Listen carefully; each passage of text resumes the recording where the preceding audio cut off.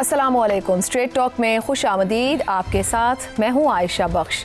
वज़ीर आला पंजाब मरियम नवाज़ का ये कहना कि मजहब या सियासत की आड़ में इंतहा पसंदी कबूल नहीं, एक वाज़ेह और खुश आइंद पैगाम है।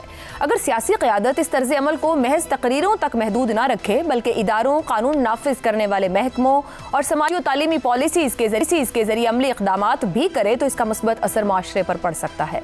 अवामी अमन व अमान, रोज़गार और बुनियादी सहूलतों की फराहमी से ही इंतहा पसंदी के जज्बात कम किए जा सकते हैं, क्योंकि अदम तहफ़्फ़ुज़ और बेरोज़गारी अक्सर इंतहा पसंदाना बयानियों के लिए ज़रख़े ज़मीन फराहम करती है।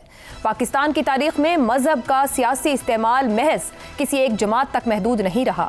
मुख्तलिफ अदवार में सियासी जमातों ने अपने मकासद के हुसूल के लिए मजहबी जज्बात को अपनाया या फिर इस्तेमाल किया। ये एक तल्ख़ सच्चाई है जिसका इतराफ़ खुद सियासतदान बारहा करते आए हैं। नून लीग भी माजी में ऐसी पॉलिसीज़ या बयानात का हिस्सा रही जिसे मजहब के सियासी इस्तेमाल के ज़िम्न में देखा जाता रहा है। इसलिए मरियम नवाज़ के मौजूदा बयानात की संजीदगी का अंदाज़ा इसी तनाजुर में लगाना ज़रूरी है। क्या ये महज सूरत हाल का फौरी जवाब है या एक मुस्तकिल हिकमत अमली की शुरुआत? अमली इक़दामात की बात करें तो उन्हें चंद बुनियादी शोबों में मुनज़्ज़म किया जाना चाहिए। तालीमी निसाब की इस्लाह, ताकि तंग नज़री और फ़िक़ा वारियत की जगह तनक़ीदी फ़िक्र और एहतराम इंसानियत की तालीम दी जाए।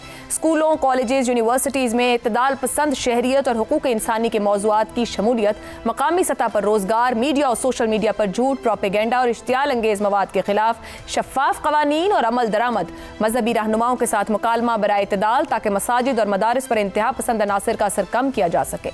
सवाल यह है कि नून लीग, मरियम नवाज़ और पंजाब हुकूमत के पास इन इक़दामात को नाफिज करने की सियासी और इंतज़ामी सलाहियत मौजूद भी है या नहीं। अमली तौर पर निसाब की इस्लाह, बेरोज़गारी का खात्मा, मीडिया की रेगुलेशन और समाजी जहनसाजी जैसे बड़े काम एक भारी पत्थर हैं। माजी में बहुत सी हुकूमतों ने खूबसूरत बयानिए में इंतहा पसंदी की मजम्मत की, मगर मुस्तकिल और मरबूत इक़दामात की कमी रही। तो फिर यहाँ सवाल खड़ा रहता है कि क्या मरियम नवाज़ और नून लीग वाकई इतनी मुस्तकिल और वसीउ बुनियाद हिकमत अमली इख्तियार करने की हिम्मत और सियासी सरमाया रखते हैं कि इंतहा पसंदी को जड़ से कंट्रोल करने के लिए वो भारी पत्थर उठा सकें? इसी मामले पर प्रोग्राम के पहले हिस्से में गुफ्तगू रहेगी। हमारे साथ हैं शहजाद चौधरी, ज़ैगम खान, रज़ा रूमी और इफ्तिखार अहमद साहब। प्रोग्राम का सवाल आप सभी के लिए। सियासत या मजहब की आड़ में इंतहा पसंदी कबूल नहीं, मरियम नवाज़ का ऐलान पंजाब में वाकई एक नए सियासी अहद की शुरुआत या महज वक्ती रद्द-ए-अमल? ज़ैगम साहब, माजी में बहुत से हुक्मरानों ने इस मामले में सियासी बयानिए भी दिए और ऐलानात भी किए। अमली इक़दामात या गैर लचकदार मौक़िफ़ उस तरह से हमें नज़र नहीं आया, यानी प्रैक्टिकलिटी नहीं थी। नून लीग वो सियासी सरमाया रखती है कि इंतहा पसंदी को जड़ से कंट्रोल कर सके। बात उस हद तक जाएगी कि जुर्रत से वो प्रैक्टिकलिटी दिखे। ये काम सिर्फ नून लीग का तो नहीं है, ये तो पूरे पाकिस्तान का काम है। और नून लीग इस जद्दोजहद में शामिल होना चाहती है। वो इस बात का अज़्म का इजहार कर रही है कि वो इंतहा पसंदी के ख़िलाफ़ खड़े होने को तैयार है। लेकिन हमारी पूरी पावर अलीट को, हमारी तमाम जो ताकत की अशराफिया है, उसको ये आज़्म करना पड़ेगा कि अब ये काम हम नहीं होने देंगे। क्योंकि मसला ये है कि माजी में हमारी पावर अलीट, हमारी अशराफिया इंतहा पसंदी को इस्तेमाल करती रही है, और उस इस्तेमाल के नतीजे में ये लोग, ये बहुत सी सोच और ये बहुत सी तंजीमें हाथ से बाहर निकल गई और पूरे माशरे के लिए एक बहुत बड़ा मसला बन गई। मेरे ख़्याल में अब इससे आगे हम और कितना इंतज़ार कर सकते हैं? सही।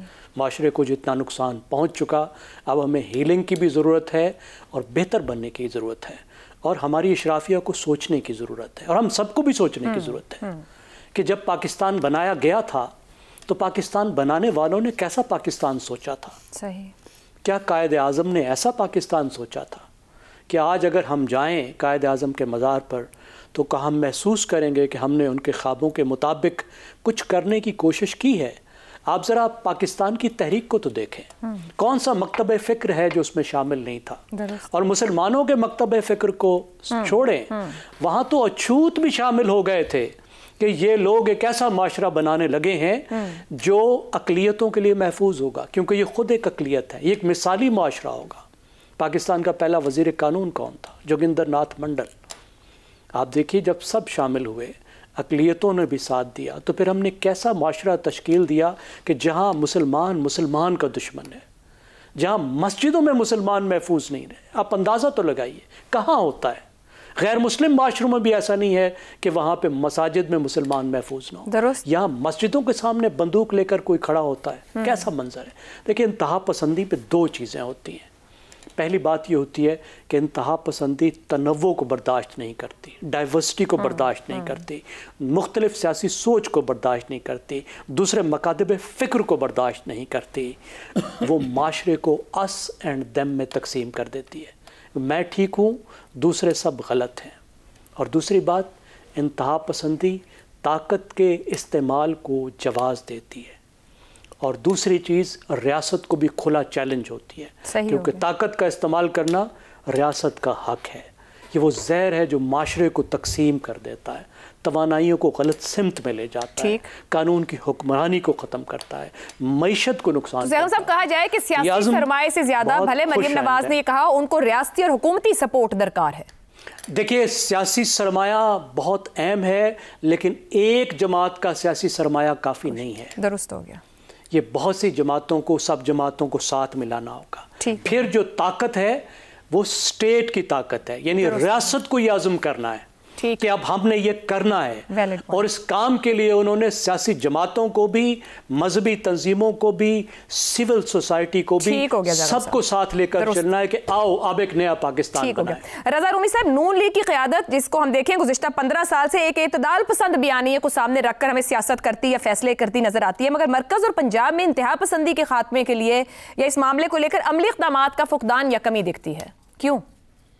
عائشہ, آپ نے درست کہا کہ اگرچہ کہ اس کے اوپر زبانی جمع خرچ تو بہت ہوتا ہے, لیکن بدقسمتی سے عملی اقدامات کی کمی ہے, اور یہی سب سے بڑا چیلنج ہے پاکستان کے لیے اس وقت.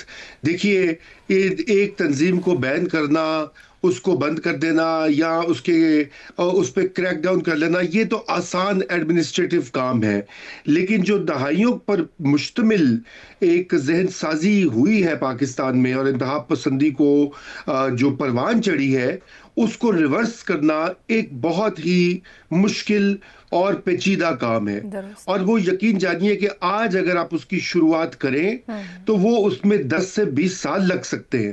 یہ تو ہمارے پاس 2014 میں جو ہمارے معصوم بچوں کے ساتھ ہوا تھا, آپ کو یاد ہے, اے پی ایس میں, اس کے بعد ایک موقع آیا تھا پاکستان میں, ایک نیشنل ایکشن پلان بنا, لیکن اب تو اس سانحے کو بھی 10 سال سے زیادہ ہو گئے. ایک دہائی جو ہے ویسٹڈ اپرچونٹی کے طور پر وہ چلی گئی ہے. اس وقت جو چیزیں جن پر اتفاق کیا گیا تھا عائشہ, وہ سب کچھ موجود ہے. دیکھیے, یہ ہمارے یہاں بار بار ہوتا ہے کہ جی یہ کانفرنس بلائی جا رہی ہے, وہ تحقیق کی جا رہی ہے, یہ فلانا ہو رہا ہے, حالانکہ سب کچھ جو ہے ریکارڈ پر موجود ہے. نیشنل ایکشن پلان کے 4-5 نکات کو ہی پک کر لیجئے تو وہ آپ کو ایک روڈ میپ دکھاتے ہیں. بار بار اس پہ سیاسی مصلحت, بار بار اس پہ بیک ٹریکنگ, اور بار بار جو ہے اپنے عزم کو وہ جو ہے پیچھے چھوڑ کر سیاسی جو فتح کلامی کی معذرت, سی ایم پنجاب نے جس طریقے سے اپنا بتا دیا کہ انتہا پسندی کسی صورت قبول نہیں, نہ سڑک پر توڑ پھوڑ, نہ کسی کا نقصان, یہ صرف ایک رد عمل ہے یا نئے سیاسی عہد کی شروعات؟ یہاں سے کچھ تبدیلی ممکن ہے یا پھر ماضی کی طرح یہ صرف بیانیوں میں لپٹا رہے گا معاملہ؟ دیکھیے, ہم تو دعا اور امید کرتے ہیں کہ یہ ایک نئی شروعات ہو. اور مریم نواز نے جو تقریر کی وہاں پر میں نے سنی بھی, اس سے پہلے بھی وہ بہت باتیں ایسی کہہ چکی ہیں جو کہ امید افزا ہیں. مگر اور شاید اس بار ایک فرق یہ بھی ہے کہ ایک کنسنسس بھی پایا جاتا ہے پاکستان کی اسٹیبلشمنٹ اور سیاسی کلاس میں, ماں سوائے ایک پارٹی کے, کہ آپ نے اس کا کچھ کرنا ہے, اس کا بندوبست کرنا ہے. دیکھیں, میں آپ کو چھوٹی چھوٹی 2-3 باتیں کہہ دیتا ہوں, پھر میں کنکلوڈ کرتا ہوں. ابھی تک ایک مدرسہ ہے خیبر پختونخوا میں, جس کو کہ خود کے پی کی حکومت جو ہے سالانہ سینکڑوں ملین روپیز دیتی ہے. یہ وہ مدرسہ ہے جس نے کہ طالبان کی ذہن سازی اور نظریاتی اساس کو پھیلانے میں ایک رول ادا کیا ہے. یہ جو پنجاب میں جو کریک ڈاؤن ہوا, جس تنظیم پر ہوا, اس کے جو تانے بانے جہاں جہاں ملتے ہیں, اس میں صرف ایک جنرل فیض نہیں ہے,